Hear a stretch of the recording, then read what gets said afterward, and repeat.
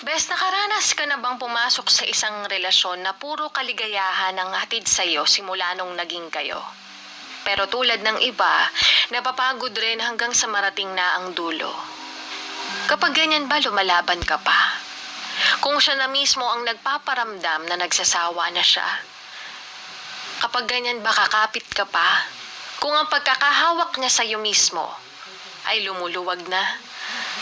Heto na, ang Laika Barista Moments natin na pinamagatang kunwari.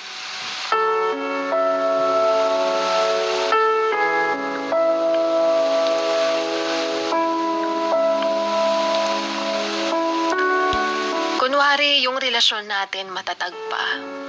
Kunwari katulad pa ng dati ang nadarama. Kunwari totoong masaya pa. Kunwari mahal pa natin ang isa't isa. Sapat na ba sa'yo ang kunwari? At hanggang kunwari na lang ba talaga? Mahal kita simula pa noon, pero hindi tulad mo ganun pa rin ito hanggang ngayon. Alam kong sa atin marami nang nagbago, pero kailangan bang kasama yung atin at yung tayo? Wala na ba talaga? Kasi ramdam ko bibitaw ka na. Hindi ka na ba talaga kakapit pa? Sabihin mo sana sa akin ng direkta dahil nandyan ka pa, pero parang wala ka na. Kasama nga kita pero yung atensyon mo nasa iba. Kapag ganyan, naasa pa ba ako? O tulad mo, susukuan ko na lang ang tayo.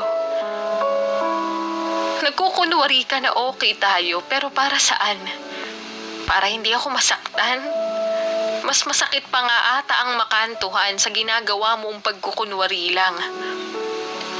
Hindi naman ako nagmamakaawa sa'yo. Ang gusto ko lang ay sabihin mo na yung totoo.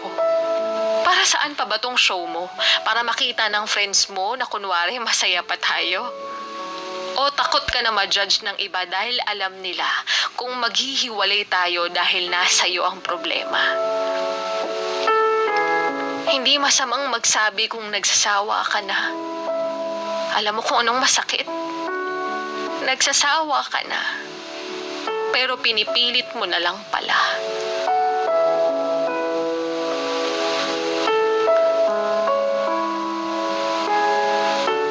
At yan ngang muli ang ating Laika Barista Moments na pinamagatang kunwari.